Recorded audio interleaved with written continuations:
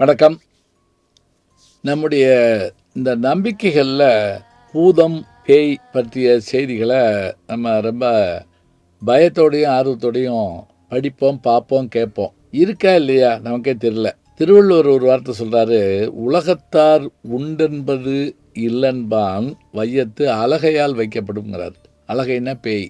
சரி, அவர் சொல்லட்டும், பேய் இருக்குன்னு சொல்கிறோம். அதே போல் கந்த சஷ்டி கவசத்தில் வல்ல பூதம் வலாஸ்டிக பேய்களும் அப்படின்னு பாலதேவராயன் சொல்லுவார்.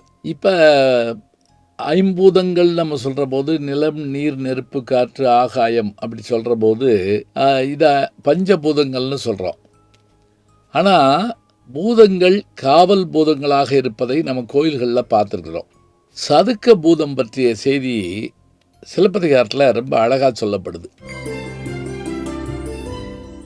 சதுக்கம் என்றால் என்ன அப்படின்னா, பல முனைகள் சந்திக்கின்ற ஒரு தெருவினுடைய பகுதி. சேலத்தில் பார்த்தீங்கன்னா 5 ரோடு அப்படிம்பாங்க. 5 ரோடு ஒன்றா வந்து சந்திக்கும். மதுரையில் அது மாதிரி 6 முக்குன்னு ஒரு இடம் இருக்குது. அது எங்கனக்குள்ளன்னு பார்த்தீங்கன்னா, இந்த ஞாயிற்றுக்கிழமை சந்தை வந்து சேர்ற இடம், இந்த தமிழ்ச்சங்க ரோட்டுக்கு பின்னாடி.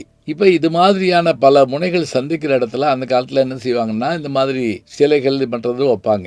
அங்கே ஒரு பூதம் காவல் காத்து நின்றுச்சான், பூம்புகார் நகரத்தை. இதை இளங்கோவடிகள் சொல்றாரு. எப்படி சொல்றாரு அப்படின்னா, இந்திர விழா நடக்குது. அந்த இந்திர விழாவை காண்பதற்காக, அந்த இந்திர விழாவில் தான் மாதவி வந்து போய் அரங்கேற்ற காதையில ஆடுறாங்கிற விஷயத்தை பார்க்கிறோம். இந்திர விழாவை காண தேவலோகத்து விஞ்சயன் ஒருவன் தன்னுடைய காதலி ஒருத்தியை கூட்டிட்டு பூம்புகார் நகரத்துக்கு வர்றான். நகரின் அழகை பூரா சுத்தி காட்டுறான். சிலப்பதிகாரத்தை எழுதிய இளங்கோவடிகள் இந்த 3 நாட்டையும், அதாவது பாண்டிய நாட்டையும், சோழ நாட்டையும், சேர நாட்டையும் சுத்தி காட்டுவார். மலைவளம் காண வருகிற பகுதியில் சேர நாட்டினுடைய அழகையும், இந்திர விழா நடக்கும்போது விஞ்சயன் வரும்போது சோழ நாட்டையும், மதுரைக்கு வந்த கோவலன் வெட்டுப்படுவதற்கு முன்பாக ஒரு முறை பாண்டிய நாட்டினுடைய தலைநகராகிய மதுரை பகுதியிலும் சுற்றி பார்க்கிறான்ங்கிற செய்தியை நமக்கு வைப்பார். இங்கே அவன் காட்டிக்கிட்டே வர்ற போது பல வகையான மன்றங்களை காட்டுறான். அப்போ ஒரு சதுக்க பூதத்தை காட்டுறான். இது வந்து இங்கே இருக்கக்கூடிய காவல் தெய்வம், இது சாதாரண தெய்வம் இல்லை, இது தப்பு செய்கிறவங்களெல்லாம் தண்டிக்கும் அப்படிங்கிறான். அந்த பாட்டு வரிகளை பாருங்களேன். சுழலை வந்து தொழத்துயர் நீங்கும் நிழல்கால் நெடுங்கல் நின்ற மன்றமும் தவம் மறைந்து ஒழுகும் தன்மை இலாளர் அவம் மறைந்து ஒழுகும் அலவர் பெண்டிர் அரைபோகு அமைச்சர் பிறன்மனை நயப்போர் பொய்யா கரியாளர் புறங்கூற்றாளர் என கைக்கொள் பாசத்து கைப்படுவோர் என காதம் 4 கடுங்குரல் எழுப்பி பூதம் புடைத்துண்ணும் பூத சதுக்கமும். இது தவிர இன்னொரு இடத்துலையும் இந்த சதுக்க பூதம் பற்றி ஒரு செய்தி சொல்லப்படுது. எங்க அப்படின்னா, இடைக்குல மாதற்கு அடைக்கலம் தந்தேன்னு கவுந்தியடிகள் சொன்ன இடத்துல பார்த்துட்டு, நீயாப்பா இங்கே இருக்கிற அப்படின்னு சொல்லிட்டு, நீ எப்படிப்பட்டவன், நீ எவ்வளவு நல்லவன் அப்படின்னு சொல்லிட்டு அதில் ஒரு செய்தியை சொல்கிறாப்புல.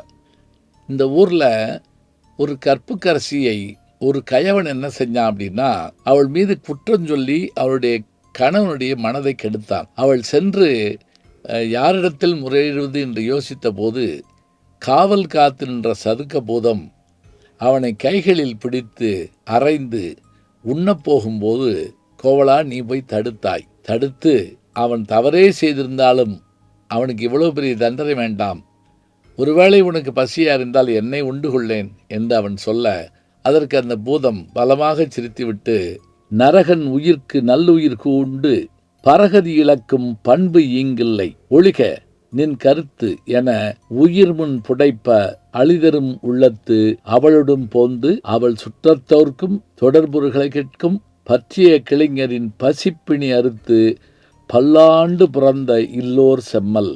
இந்த இவனுக்காகவா உன் உயிரை நான் சாப்பிடுவேன், இந்த நல்லவனப்பா போ அப்படின்னு சொல்லிட்டு அவனை புடைத்து உன்றதாக நம்ம செய்தியை பார்க்குறோம். இங்கு கோவலன் பெருமை இல்லோர் செம்மல் என்று சொல்லப்படுவதோடு மட்டுமில்லாமல், அந்த கோவலன் என்ன செய்தானா, அப்படி அவன் இறந்து போன உடனே இன்றைக்கி இந்த அரசாங்கம் யாராவது ரயில் விபத்துலேயே மற்றதுலேயே இறந்துட்டா உடனே அவங்களுடைய குடும்பத்துக்கு வேண்டிய இதுகளை செய்கிறாங்கல்ல, அதுபோல் கோவலன் செஞ்சானாங்க. அந்த இறந்து போனவனுடைய குடும்பத்துக்கு எல்லாம் செஞ்சாங்கிறத அதில் குறிப்பிட்றாங்க. நமக்கு இந்த சதுக்க பூதத்தை பற்றி பார்க்குற போது அது காவல் பூதமாக மட்டுமில்லாமல் சில நேரங்களில் நீதி செய்கின்ற தண்டனை கொடுக்கின்ற பூதமாகவும் அமைந்திருந்தது.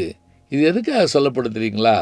டேய், தப்பு செஞ்சால் அப்பா அம்மா அடிக்கக்கூடாதுன்னு சொல்கிறோம், இன்னைக்கு வாத்தியார் அடிக்கக்கூடாதுன்னு சொல்கிறோம். உடன்றிருப்பவர்களெல்லாம் ஒருத்தனை கண்டிக்கலைன்னா யார் தான் அவனை கண்டிப்பா? அவனை சமுதாயம் கண்டிக்கும். இது போன்ற சதுக்க பூதங்களை போன்ற தெய்வங்களும் மற்றவையும் தான் கண்டிக்கும் என்ற நிலை நமக்கு தெரியும். இந்த சதுக்க பூதங்களெல்லாம் இருப்பதால் அந்த காலத்தில் பிழை செய்யாமல் இருந்திருப்பார்களோ என்ற எண்ணமும் நமக்கு தோன்றுகிறது. இல்லையே, பிழை செய்துதானே ஒருவன் மாட்டிக்கொண்டான். ஆம், பிழை செய்தவனுக்கு இந்த மாதிரியான தண்டனை கிடைக்கும் என்று தெரிந்தால் மற்றவர்கள் பிழை செய்ய தயங்குவார்கள். இதை சொல்வதற்காகத்தான் இந்த சதுக்க பூதத்தினுடைய அருமை சொல்லப்படுகிறது. இந்த சதுக்க பூதம் பற்றிய செய்தியை பார்க்குற போது ஒரு 2-3 விஷயங்களில் நம்ம ஒப்பிட்டு பார்க்க வேண்டியிருக்கு. என்னுடைய நண்பர், மாணவ நண்பர் திரு கார்த்திகே அவர்கள்ட்ட நான் இதை பற்றி பேசிகிட்டு இருந்தேன். அவர் சில செய்திகளை எனக்கு அனுப்பினார். மாதையன் அவர்கள் எழுதின புத்தகத்தில் இந்த பூதங்களை பற்றிய செய்திகள் அதில் வருது அப்படிங்கிற ஒரு குறிப்பு கொடுத்துருந்தார். அதே போல் 18 இதை பற்றிய செய்தி இருக்குது. முசுகுந்தன் என்ற மன்னன் தேவர் உலகத்திலிருந்து இந்த பூதங்களை அந்த மது அருந்துவதற்கான அந்த வேள்விகள் செய்கின்ற அந்த நிகழ்வுக்காக அழைத்து வந்தான் அப்படிங்கிற செய்தி அதில் இருக்குது. அப்போ 18 இருக்குது, சிலப்பதிகாரத்தில் இருக்குது, மணிமேகலை காப்பியத்தில் இருக்குது. இது தவிர தமிழ் அகராதி இதை பற்றி குறிப்பிடும்போது சதுக்கங்களில் காணப்படுகின்ற காவல் பூதங்கள் என்று இந்த பூதங்களை பற்றி சொல்லுகிறார்கள். எப்படியாக இருந்தாலும் இந்த பூதங்கள் காவல் காப்பதோடு தீமை செய்தவரை தண்டித்து நல்லவர்களை காக்கின்ற வேலையையும் செய்து வந்திருக்கிறது. எனவே சதுக்க பூதம் பற்றிய செய்திகளை தமிழ் இலக்கிய வரலாற்றில் இவ்வாறு நாம் தெரிந்து கொள்ளலாம். சிலப்பதிகாரத்தை நேரம் இருக்கிற போது இந்த பகுதிகளை எடுத்து வாசித்து பாருங்கள். நல்ல செய்திகளை நாளும் சிந்திப்போம். நாளை சந்திப்போம். வணக்கம். ஜி ஞானசம்பந்தன் யூடியூப் சேனல் பாருங்கள். உங்களை தேடியே உங்கள் வீட்டுக்கு வருது. கேட்காம ஒரு விஷயம் உங்களை தேடி வருது பாருங்கள், அதை பிடிச்சி வச்சுக்கோங்க. நம்முடைய யூடியூப் சேனலை சேர்ந்து Instagram, Facebook, Twitter, blog, WhatsApp channel என்று அத்தனையிலும் நான் முன்தொடர்ந்து செல்கிறேன். நீங்கள் பின்தொடர்ந்து வாருங்கள்.